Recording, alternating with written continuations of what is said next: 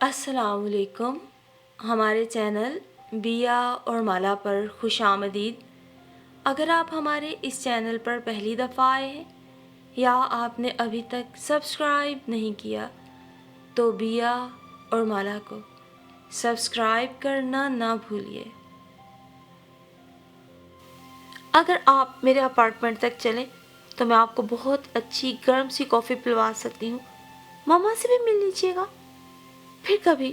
ابھی تو بس بستر میں گھس کر سونے کو جی چاہ رہا ہے. اتنی جلدی؟ اسے کچھ حیرت ہوئی.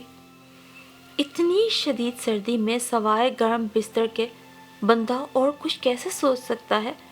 اس کے سوال پہ میں مسکرایا. اوکے، آپ کو سردی زیادہ ہی لگتی ہے شاید.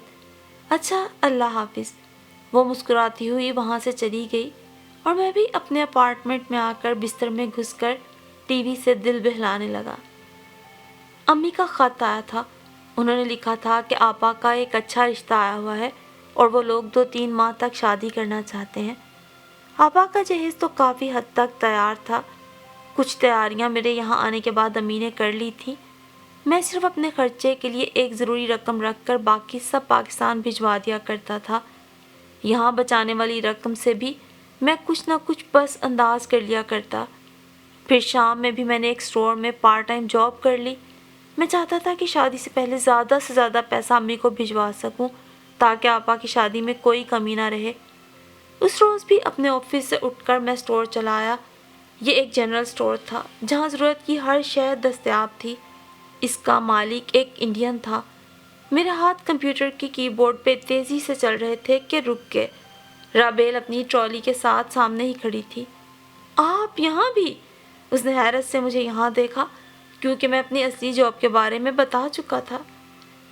جی جناب، پارٹ ٹائم جاب شروع کی ہے چند روز پہلے. وقت بھی ٹھیک کٹ جاتا ہے، پیسے بھی مل جاتے ہیں اور بوریت کی وجہ سے باہر سردی میں خار بھی نہیں ہونا پڑتا. میرے ہاتھ پھر سے چلنے لگے تھے. گڈ، لیکن اتنی لمبی ورکنگ سے آپ جلدی تھک جائیں گے، اس نے ہمدردانہ انداز میں کہا. اتنی آسانی سے نہیں. پھر میں جس مقصد کے لیے یہاں آیا ہوں وہ پورا ہونا چاہیے. اوکے ٹھیک ہے، میں چلتی ہوں پھر.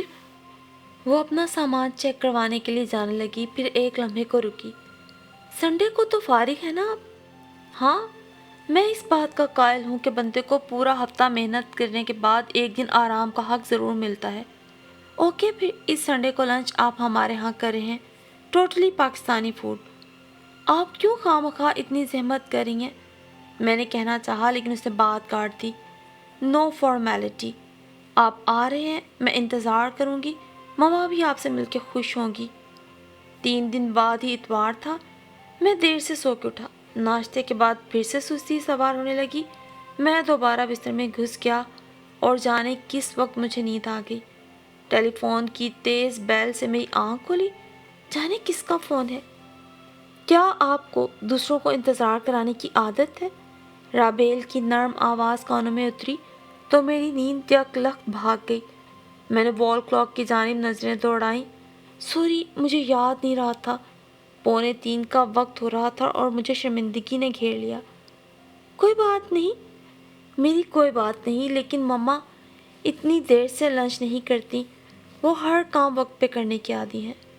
اوہ، تو کیا وہ بھی انتظار کر رہی ہیں؟ Really extremely sorry Rabeel. میں مزید شرمندہ ہو گیا. نہیں، تھوڑے انتظار کے بعد وہ لنچ کر چکی ہیں، لیکن میں... اوکے، بس 10 منٹ میں پہنچا. میں نے اس کی بات کاٹ کے فوراً فون رکھ دیا اور واقعی پورے 10 منٹ بعد اس کے اپارٹمنٹ کی کال بیل بجا رہا تھا. دروازہ کھولنے والی وہی تھی. ایک لمحے کو مجھے لگا جیسے میں پاکستان میں کھڑا ہوں. شلوار قمیص اور بڑے سے دوپٹے میں اس کا وجود بہت نیا لیکن اچھا لگ رہا تھا. وہ مجھے اندر لے آئی.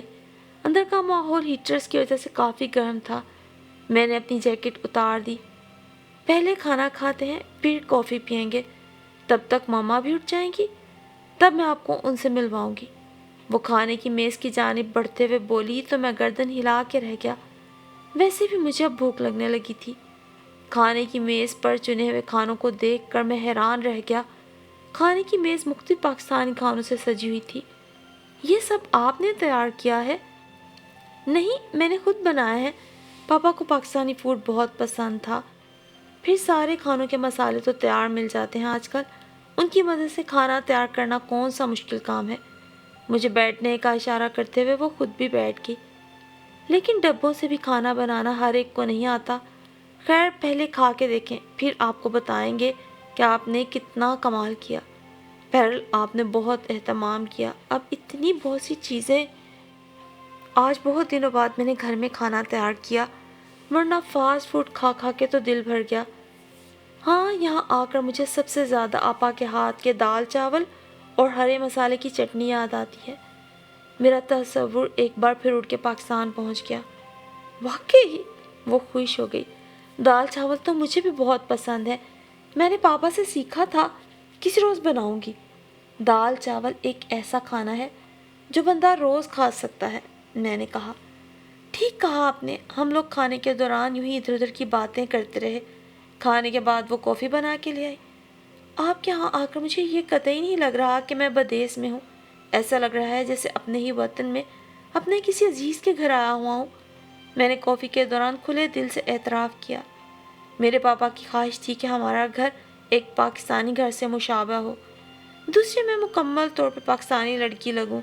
जवाबन उसने बताया, और आपकी ममा? वो ज़रा मुख्तलिफ है, उन्हें पाकिस्तान से ज़्यादा दिलचस्पी नहीं। ज़ाहिर है उनके आबा व अजदाद और वो खुद काफ़ी अरसे से यहाँ रहते हैं। फिर अगला पिछला कोई ताल्लुक़ है तो भी इंडिया से। तब तक पाकिस्तान नहीं बना था, इसीलिए वो कभी पाकिस्तान जाने को तैयार नहीं हुई। उन्हें डर था कि अगर पापा एक बार भी पाकिस्तान चले गए, वहाँ के लोग, वहाँ की मिट्टी उनके कदम रोक लेगी। इसीलिए वो हमेशा इसके मुखालिफ रही। खैर अब तो वो फिर से अफसरदा होने लगी। और आपका जी नहीं चाहता कि उस शहर को देखें जहाँ पल बढ़ के आपके पापा जवान हुए? आपके दादा दादी, चचा चची, फूफी वगैरह कौन कौन है वहाँ? मैंने पूछा। सब है, मेरे पास एड्रेस भी है वहाँ का, लेकिन ममा को अकेले छोड़ के कैसे जाऊँ? फिर उन सबको क्या बताऊँगी? पापा के ना होने का गम कैसे सहेंगे सब? बकौल पापा के, बेटा किसी को भी मेरे मरने की खबर मत देना। अभी उन्हें इत्मीनान तो है कि मैं जहाँ भी हूँ खैरियत से हूँ। मेरी माँ नहीं सहार सकेगी ये सदमा। पापा सालों में कभी उन्हें ख़त लिखा करते थे, इसीलिए मैंने अभी तक उन्हें ख़त नहीं लिखा। लेकिन जब पापा की बजाय मेरा ख़त जाएगा तो उन्हें तशवीश तो होगी। आपको उन्हें लिख देना चाहिए ताकि आपके पापा की मग़फ़िरत के लिए वहाँ दुआ की जा सके। क्या आपने और आपकी मामा ने कभी कुछ पढ़ा उनके लिए? मैंने अचानक पूछा तो वो शर्मिंदगी से सर झुका गई। मरने के बाद भी कोई ख़त्म तो नहीं हो जाता ना। औलाद का अपने वालिदैन के लिए, उनकी मग़फ़िरत के लिए दुआ करना और पढ़ना सबसे ज़रूरी होता है।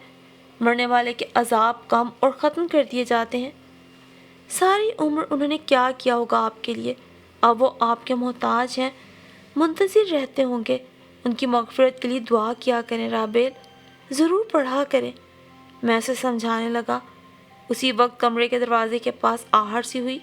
वो यकीनन राबेल की मामा थी। उन्हें देखकर मुझे मायूसी सी हुई। वो उससे कतई मुख्तलिफ थी। यहीं के माहौल और रंग में रंगी हुई खालिस्तन एक अमरीकन खातून लग रही थी। अस्सलामुअलैकुम, मैंने ताज़ीमन खड़े होते हुए कहा। मुझे अफसोस है कि आपको मेरी वजह से इंतज़ार की ज़हमत उठाना पड़ी। ऐसी कोई बात नहीं, मैंने वक्त पे खाना खा लिया था। मैं इसकी आदी नहीं हूँ। अजीब अक्खड़ सा लहजा था। मैंने देखा अपनी मामा के रवैये और अंदाज पर राबेल कुछ शर्मिंदा सी थी। मैं इसके लिए आपसे दोबारा माफ़ी चाहता हूँ। दरअसल मैं कुछ देर के लिए लेटा था, नींद आ गई। तन्हा रहता हूँ इसलिए किसी ने उठाया भी नहीं। मैंने वजाहत की। अब मेरा दिल भी वहाँ मज़ीद रुकने को नहीं चाह रहा था। ओके राबेल, फिर मैं चलता हूँ। आपका खाना बहुत पुरलुत्फ़ था, उसके लिए बहुत शुक्रिया। फिर मैंने उसकी मामा से इजाज़त तलब की और वहाँ से चला आया। मुझे राबेल की मामा को देखकर हकीकतन हैरत हुई थी। वो राबेल से हर लिहाज से मुख्तलिफ थी। यकीनन राबेल अपने वालिद की तरह थी। फिर काफ़ी दिन गुजर गए। उन दिनों में काफ़ी उदास था। सुमन शिद्दत से याद आती थी। रात में जब भी सोने के लिए लेटता, उसका वजूद छम से मेरे नज़दीक आकर बैठ जाता। फिर मैं अपने तसव्वुर से बातें करते करते जाने कब सो जाता। बचत करने के चक्कर में अब तक मैंने सिर्फ 2 मरतबा घर बात की थी। سمن سے بات کرنے کو جی بہت چاہتا تھا، لیکن ایک تو مجھے معلوم نہیں تھا کہ وہ کس وقت گھر میں موجود ہوتی ہے، دوسرے ہمارے تعلق کا اس کے گھر والوں کو بھی علم نہیں تھا، جانے میرے فون پر وہ کیا سوچتے۔ خط بھی میں اسے اس کی ایک دوست کی معرفت بھیجتا تھا، لیکن اس بار جب اس کا خط آیا تو اس نے لکھا کہ اس نے ایک آفس جوائن کر لیا ہے۔